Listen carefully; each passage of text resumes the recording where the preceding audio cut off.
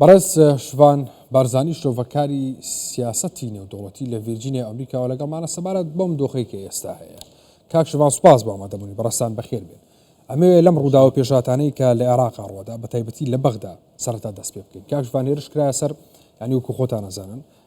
سەر ئەڵێنداری گشتی حیزبوڵای عێراقی لە پاژەوە هێرش کرایە سەر باڵێسخانەی ئەمریکا کەمێک بەر لە ئێستا. ئیتر دۆخەکە بۆ عێراق چی دەبێ؟ چۆنی لێدێ بۆ داهاتوو بۆ ڕۆژانی داهاتوو؟ عێراق لە حالێکی زۆر ناکۆکیدایە. عێراق نەبووە بە هیچ شێوەیەک تەداخل لەو شەڕە بکاتن، چونکو ئەم شەڕە خۆنەکە بیتە شەڕێکی داخلی لەناو ئەم ملەتە دەستی پێ بکاتەوە پشتی شەڕی لەگەڵ داعش و ئەلقاعیدە. عێراق لە حالێکی ناسکدایە و چونکو تا ئێستاش حکومەتی بەغا حکومەتێکی تەواوی دانانەوە هەل بەکاتیە لەبەرەوە چونکو کەس نییە سەرکردایەتی بکە بۆ ئەوەی عێراق ڕاگیری. بەڵێ کاک شوان باسی حکومەتی بەغداو کرد کە پێک نەهێنراوە. ئەمەی کە لە عێراقا گوزەرێ ئەم هەموو ئاڵۆزی و گرژی کە ئێستا هەیە، ینی هێرش لەناو عێراق بۆ عێراقکرێ، لە دەرەوەی عێراق بۆ عێراقکرێ. ئەمە تا چەنە ینی قوڵبوونەوەی ناکۆکیەکان زیاترەکە و حکوومەتی داهاتووی عێراق پێگیرانی حکوومەت زیاتر دواخە؟ بێگومان داخوا باس عێراق ڕاستی حکوومەتێکی شەرعیەتی خۆی بەدەستی دایە، چونکو ئەو هەڵانە هجوم تا ئێستا حکوومەت دانەخرا دروست نەکرا پشتی ئەو هەڵبژانە. عێراق بە فکری من ئەگە لە سیاسەتی جیهاندا تەماشا بکەین تا ئێستا لە پشتی حربی یەکەم عێراق و سووریا و ئیران و لوبنان و ئەوانە هەموو بە ئینگلیزی پێڵێن فێل ستیت. فێل ستیت یعنی حکوومەتێکە نەیتوانە بە تەواوی خزمەتی ملەت نەتەوەکەی خۆی بکە و لە هەموو کاتداش عێراق وڵاتێکە کە سنوورەکانیشی سنووری حەقی نییە، ئەوە چونکو حکوومەتێکی ئارتفیشەڵە بە دروستی کراوە لەلایەن فەڕەنسا و بریتانیا، بۆیە کێشەی زۆری هەیە چونکە زۆربەی چەک و باڵانسێکی وانیە لەناو ئەو نەتەوەیەدا کە بتوانێت بە تەواوی حکومڕانی بکاتن. لە ئەمریکا لە زۆر وڵاتی دموقراتی کە ئەو شتێک هەیە کە پێڵن چەک و باڵانس قدرەتێک هەیە دەتوانێت ئەوانە وا بکە کە بۆ ئەوەی ئەم ملەت ئەم حکوومەتە حکوومەتێک بێت لەسەر بەرژەوەندی نەتەوەی خۆ و لە پاراستنی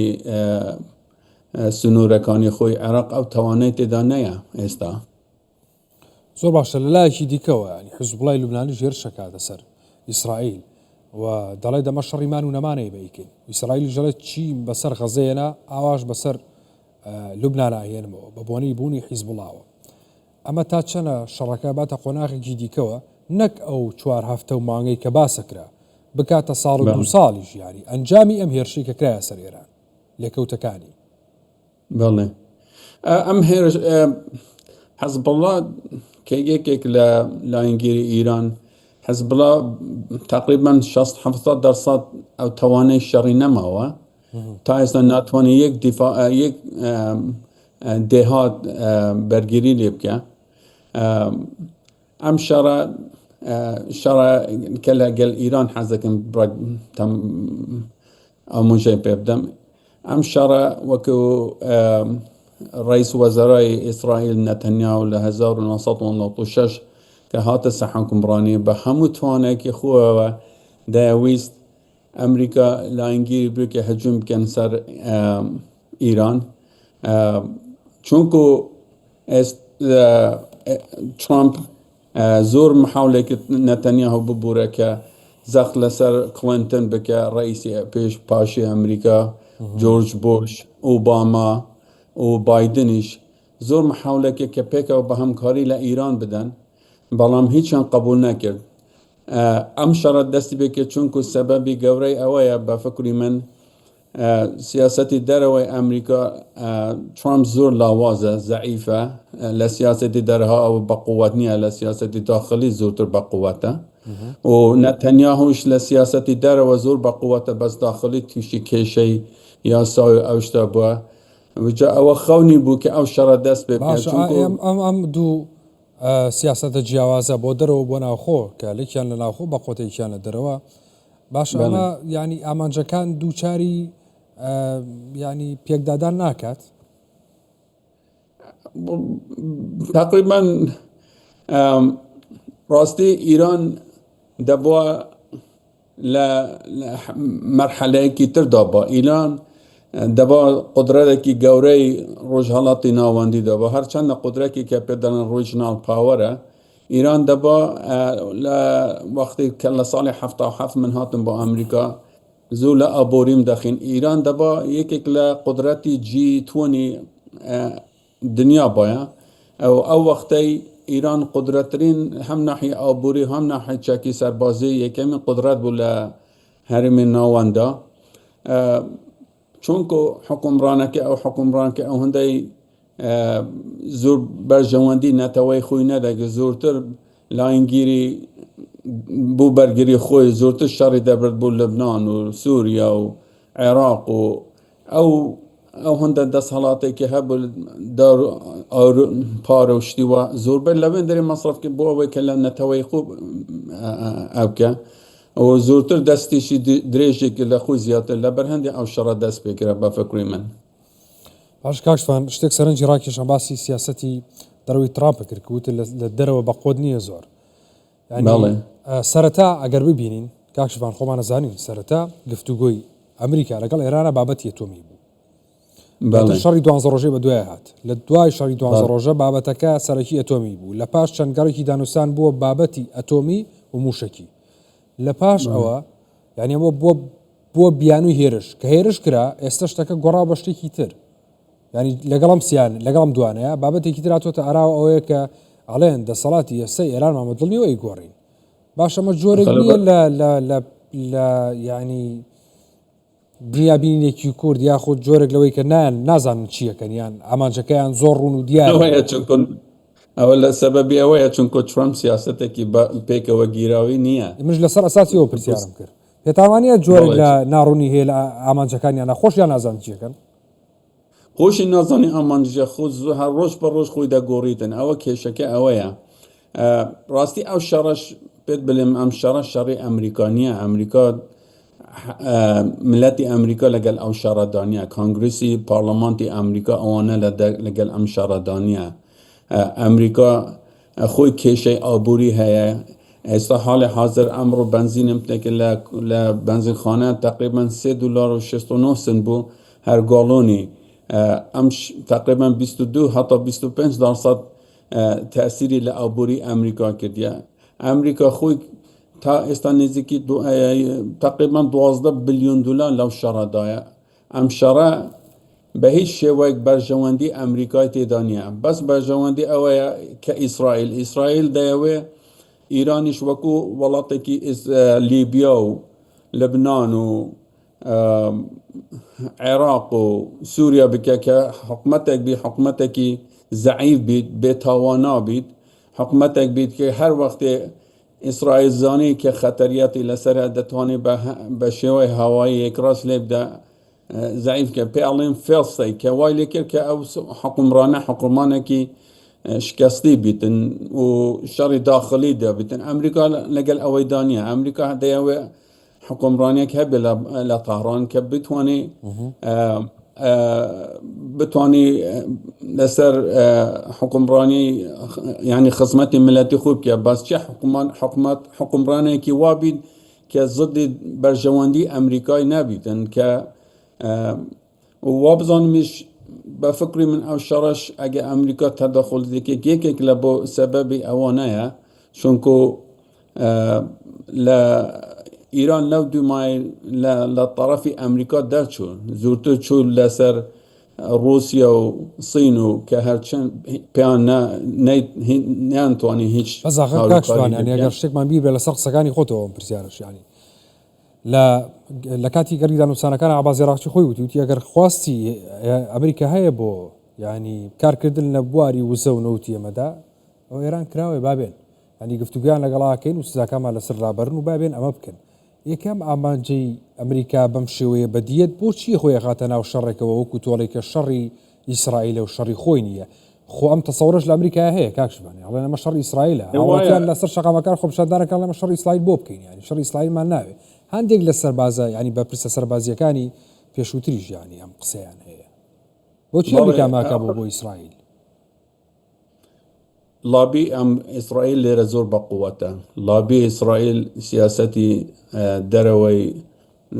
ڕۆژهەڵاتی ناوەندیدات ئەگەر دەتەوێت لەژێر دەستی واندایە و چونکو ترامپیش وەکو بە جەنابیت گوتم لە سیاسەتی دەرەوە زۆر زەعیفە ئەو لابانە دەتوانن کۆنتڕۆلی بکەن بەس لە عینن کادا ئەمریکا نەیدەویست ئیران ببیتە لایەنگیرێکی ڕووسی و سینی چینی دەویست وەکو ڤەنزوێڵا نیکۆلاس مادورۆ پێیوە بوو ئەو شەڕەش هەوەکو شەڕی ڤەنزوێڵا بوو دەتوانێت بە هەلیکۆپتەر بچیتن نیکۆلاس مادورۆ بیگریت و بینتە ئەمریکا ئیران وڵاتێکی زۆر گەورەیە 92 ملیۆن نەفەرە خاکێکی تقریبا هەم لە جغرافیاش زۆر ناتوانێت ئەمریکا بە هەفتێک و مانگێک و دوو مانگ و سێ ئەو شەڕە زۆر خاینی دەکێشی و لە زەرەری ئەمریکادا و هیچ بەرژەوەندی ئەمریکای تێدا نییە وابزانم لە هەڵبژاردننی داوە مانگی 11 ئەم شەڕە زۆر تاسی نەئیلە لە ئابووری ئەمریکا دەکە بەس لە سیاسەتی ئەمریکاش دەکە لەوانە حزبی جمهوری هەم لە کانگرس و هەم لە سەنەت و لەوانە بدۆڕێنن ینی دموکرات کۆنتڕۆلی بکەنەوە کانگرسی ئەمریکا ئەگەر والی هات بە فکری من ئەم ترامپە دیسان بۆ جاری سێم دەکەنە ئیمپیچ دەکەن گوناهکاری دەکەنەوە ئەس پێتان وایە کاکشبان ینی ئەمریکا بە دۆڕاوی لەم شەڕە دەربچێ هەر ئێستا ترامپ زۆر محاولەکە خۆ لەو شەڕێ قورتار بکە پێی خۆش نییە زۆر دیارە لێ دوانەکانی دیارە لە نیگەرانەکانی دیارە لە هەڵوێستەکانی یاسایی دیارە لەوە دیارەکە گەروی هەم زۆر فشاری لەسەر دروست کردووە لە گۆڕینی سیاسەتی جەنگیا دیارەکە وەکو نیویۆرک تایمزێڵێ لە جوڵە سەربازیەکانیان هەمووی دەرەکەوێ لە لێدان لە ینی ئەو شوێنانی کە کەرتی وزەن هەموو شتانە زۆر دەرخەریەوەیە ئەم شەڕە پێتم گوتم ینی ڕاستی تاسیر زۆر لە هەم لە سیاسەتی ئەمریکا دەکە هەم لە ئابووری ئەمریکا دەکە و هەمیش لەوە دەکە کە زۆر رووسیا نیگەران کرد گوتی بێ یاسایەت و بچی شەڕ لەگە سەر جیرانی خۆ بکە لە سەر یوکراینیان ئەمەش هیچ ئەوەندە جیاوازی لەگەڵدانە بەس پێتان دەڵم دیسان ئەم شەڕە شەڕی ئیسرائیل و ئیرانە نە هیچ بەرژەوەندی ئەمریکای تێدانە و ترامپ راستی پێی وا بۆ ئەو شەڕە هەموو یەک هەفتە دوو هەفتە کوتایی دێت بەس وەکو پێتم گوتم ئیران قودرەتێکی وەسەتە لە ڕۆژهەڵاتی ناوەندیدا ئەم شەڕە زۆر تاسیری لەسەر ئابووری ئەمریکا دەکەت و لەسەر سیاسەتی ئەمریکا دەکەشمان وڵی یەک پرسیارم هەیە ئەنی زۆر جێگەی سەرنجە بووم بۆچی وڵاتانی کەندا و نایرە ناو شەڕەکەەوە بۆچی تورکیا ئەڵێت ینی خۆی لە ڕاگەندراوی خۆیان میدیاکانی ئەوە تا جێگری ینی جێگری ئەردۆغان ئەڵێ کە هێرش کراوەتە سەر تورکیا لەلایەن ئێرانەوە بۆچی ئەم دەڵۆتانە نایانەوە بچنە ناو شەڕەکەەوە دەوڵەتە ئەوروپیەکانی وڵاتانی ئەوروپی ئەم شەڕە لە پاڵی ئیسرائیل و ئەمریکایە ینی ئەم شەڕە بکەن خۆ ئەگەرەمانە بێنە ناوە هەر واز لە وڵاتانش بێنە وڵاتانی کەندا و بێنە ناوەوە ڕاستە خۆم جەنگێک لایە بێتەوە هەر یەکسەرێک لایە بێتەوە بۆ ئەمە هۆکارەکە چێ ترسیان هەیە ئەم شەڕە ئیران دەیەوێ پێڵێ هۆریزۆنتال کۆنفلیکت دەیەوێ ئەو شەڕە جیرانەکانی ئەوانی خۆی هەمووی تەداخلی ئەم شەڕەکە بۆ ئەوەی کە خاص لە خەلیجی فارس کە ئەو وڵاتانە کە تەسیر لە سیاسەتی دەرەوە ئەمریکا بکەن کە ئەو شەڕای ڕاگرن بەس تورکیا ئەگە هات و تەداخلی ئەم شەڕەکە لە بەربەرژەوەندی خۆی دەکرد نە لە سەر بەرژەوەندی ئیران چونکو تورکیا ئەترسێ ئەگە هات و تاهران بڕۆخێ پیوای فدرالیکی آزادیه کی وکو کردستانی باشور دروست ده که وجا ترکیه به هیچ وقت رینا داد لروجهالات کردستان فدرالیک یان آزادیه که لبون نتوی کرد دروست ببه. والله تركيا خيالي لها ويك كرد لنا وشجعنا ببشد يعني وجه جاي بلاسي سرنج وسيريشة نه بله بله بس ام شرط تأثیر راستی زور ل سیاستی کی وايد كإيتر يعني وايلة هاد أو أشكرا بلبو ملتي جهان دا كإنجليزي على right is بقدرت بدست دتاني سیاستی جهان دست بکرو بدتاني هر جيك برجواندی تیتا بی شرط دا بیا might is right به انگلیزی على يعني بو اکه بقدرت و بتوانا بدتاني هجوم بك او جانب بس ایران نه لو ولاتان ایران ولاتا کی كابيالين ريجنا باور بقوته ناتاني بنحط 2 مليون نفر بمانج 2 مانج بس مانج كتاي بيتن انتر آخرش بفكري من ایران شرعیتی نما لگل ملتی خوب بارناکم او رژیم بمینه بس کاکشوان اگر نمینه امریکا بۆی قڕزنیە مامەڵەکردن ینی لەگەڵ نەمانی دەسەڵاتی ئێستاە چونکە خۆ دەزانی کورد هەیە داواکاری هەیە ئازاری هەیە داواکاری هەیە عەرەبەکانی هەواز هەر لە ئێستاوە داواکەن کە دەوڵەتیان هەبێ ینی با بڵێن وڵاتی تایبەت و جیاوازی خۆیان هەبێت جیاوازی ئێران ئەو بەلوچەکان لەوەتەی هەم شەڕ لەگەڵ دەسەڵاتی ئێستای ئێرانەکەن ینی پێدوانی ئەم دۆخە کۆنتڕۆڵکردنی ئەم دۆخە لە دەستی ئەمریکاشانیە چکە هەریەکی و لەلایەکەوە ینی دەسەڵاتی خۆی وێ لە ناو ئێران آخر زۆربەیەکە تەماشا بکە لە مێژوودا ئەو وڵاتانە چی ئیران بی چ تورکیا بی چ عێراق بی چ سووریا بی ئەوانە هەمووی وەکو بەجەناب دەگوتم پێڵێن artificial state artificial یعنی حکوومەتێکی سنوورەکانی ئەوانەی بە درستی دروست کراوە نە حەقیقیە بۆ ئەوەی بەرژەوەندی نەتەوەی ئیران بە فکری من لەوانە وەکو یوغسلاڤیا لێ بێتن اگه وکو یوغسلاویا لهات ایتر کردستان و بلوچستان و آزاری و اهل منطقه اهواز اوانه همو بس به یک ایران دمینی اگه ببیت سیستم کی فدرالی به انگلیسی الان the central power قدرت او حالا طهران دانه بی همو او نتوانه پیک و بر تداخل سیاست و لعابوری بکن اگر فدرالی نبید بفکری من وکو یوغسلاویا لیدتن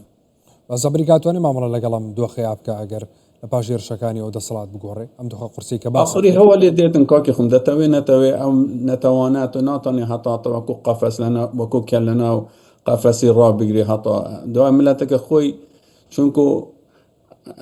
ئەو وڵاتانەت ئەگە تەماشا بکە لە مێژوودا تا ئێستا هیچ وەختێک بەرژەوەندی ئەو نەتەوەی خۆی تێدا نەبووە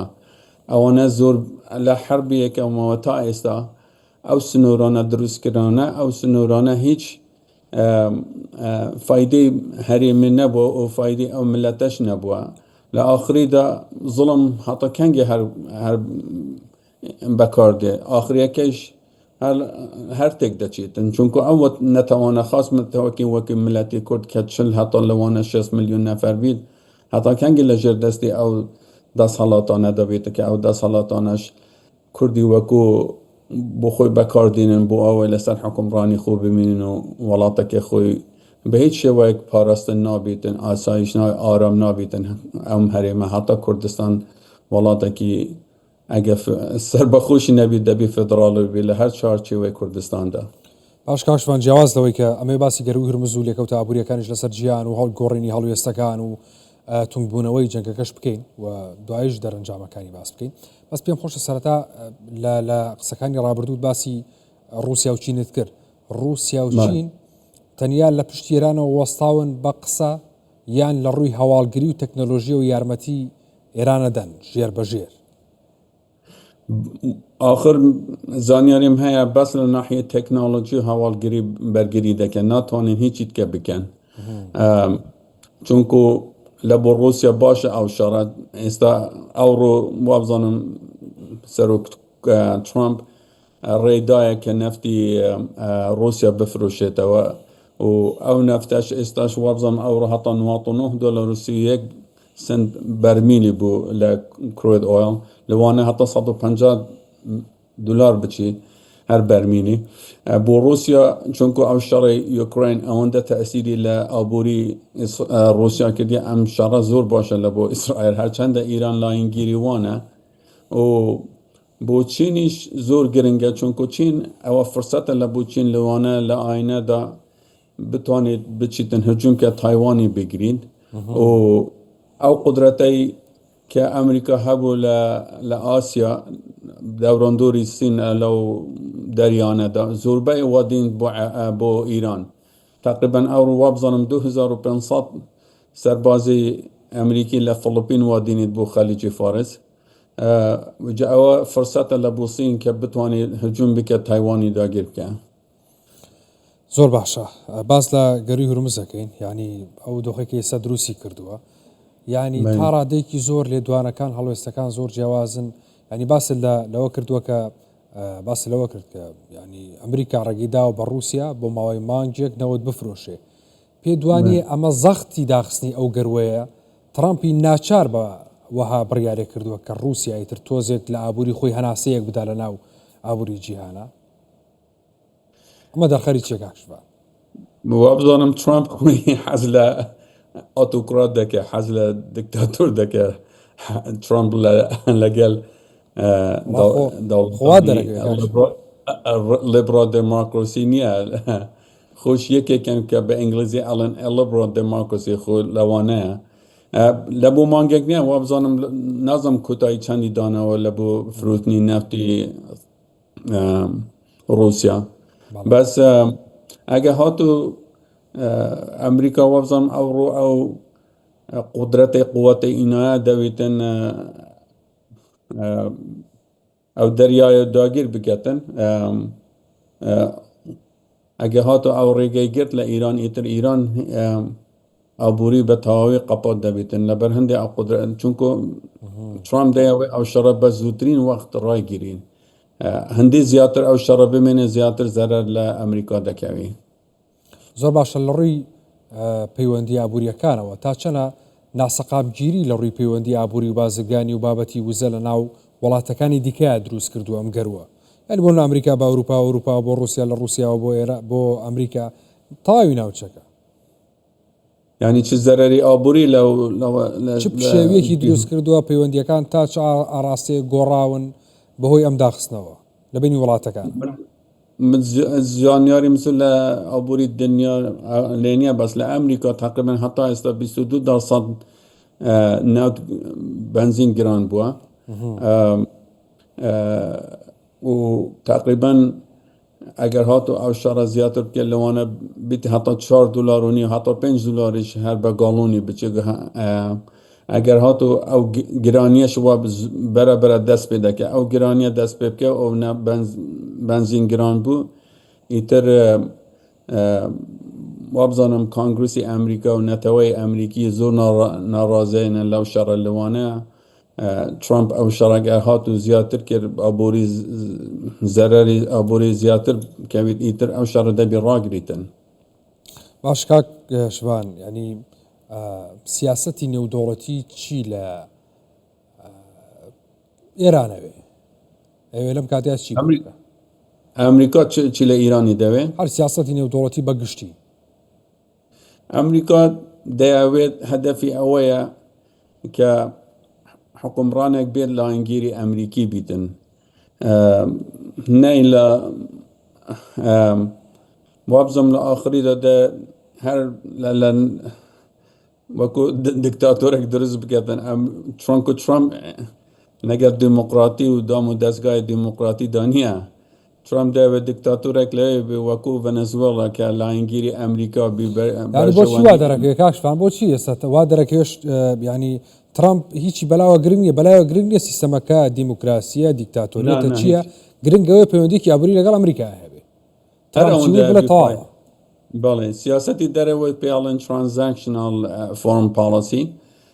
لسر تجارت و لسر آبوری و لسر پاره و هیچ لەسەر حقوقی بەشەر لەسەر دیموقراتی نییە لەسەر ئازادی نەتەوەی ئیرانیە بەس ئیسرائیل هەدەفی جیاوازە لەگەڵ ئەمریکا ئیسرائیل دەیەوێ ئیرانی زعیف بکە ئیرانێکی بێتەوانا بێ ئیرانێک بی کە هەموو وەختێ بتوانێت بە ئاسمانی کۆنتڕۆلی بکە یعنی وەکو پێتم گوتم وابزانم وەکو دەیەوێ وەکو تونس و عفوەن لیبیا و لبنان و سووریا و عێراق ئەوها زعیفی بکە بتوانێت هەموو وەختێک یعنی باڵانسە پاوەر لەوێندرێ نەمینە قدرەتێک نەمینێ کە بەرامبەری ئیسرائیل بمێنتەوە بەس بۆ ئەمریکا ئەوەندە گرنگە ئەمریکا بەس دەیەوێت چەکینەوەوی خەتی سۆڕە و سەواریخی موشکانە کە لە نەگەن بۆ ئیسرائیل و دووەمیش هەر ڕژێمێک بێتە سەر ئەو ڕژێمە بەرژەوەندی ئەمریکای تێدا بیتن زۆر باشە بەڕێز شوان ینی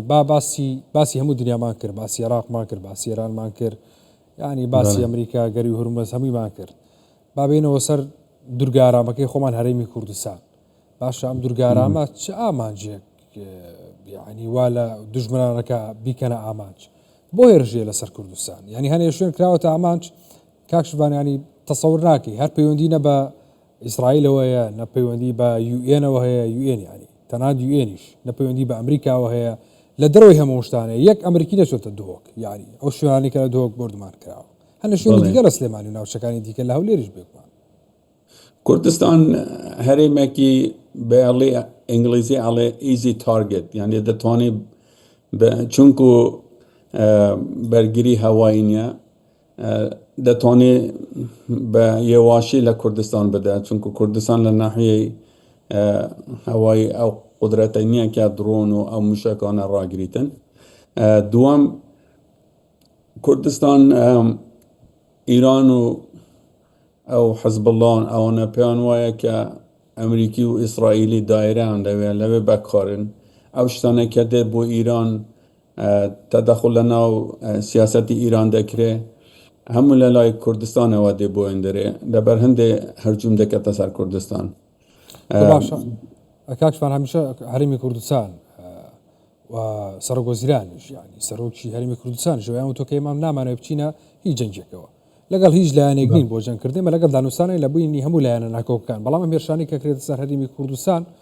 یعنی ئەمە تا چەندە چاوی نێودوڵەتی لەسەر هەرێمی کوردستانە گۆڕێ چونکە ئێستا بینین هەموو وڵاتانی ئەوروپی وڵاتانی ئەمریکی هەر هەمویان ینی هاوخەمن ینی هاوشان لەگەڵ هەرێمی کوردستانە نیگەران لەم هێرشانێک کە کرێتە سەر هەرێمی کوردستان بێگومان ئەخ لە بیر نەکرد قدرەتی ئەمریکا لە کوردستان هەیە لە کوردستانی باشە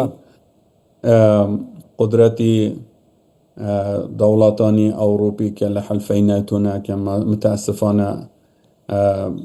فەڕەنسا کە دوێنێ سەربازێکی لە دەستدا قدرەتی ئەڵمانی لەوێنە قدرەتی ئیتاڵی لەوێنە زۆربەیان لە و پێیان وایە بە ئیران کە قدرەتی ئیسرائیلیش لەوەیە ئەوە بێگومان ئەوە یەکێک سەبەبی گەورەی ئەوەیە کە ئیسرائیل قدرەتی قووەتی لەوێ و ئەمریکا و وەکو پێتم گوتم چونکو کوردستان بەرگری هەوایی نییە بووان هەدەفێکی زۆر سەنایە کە بتوانین لێ بدەن بەڵێ بەڕێز شوان بارزانی شۆفەکاری سیاسەتی نێودوڵەتی لە ڤێرجینیای ئەمریکاوە لەگەڵ مامۆی سوپاس مامەدەبێت بەڕێستان بەخێر بێت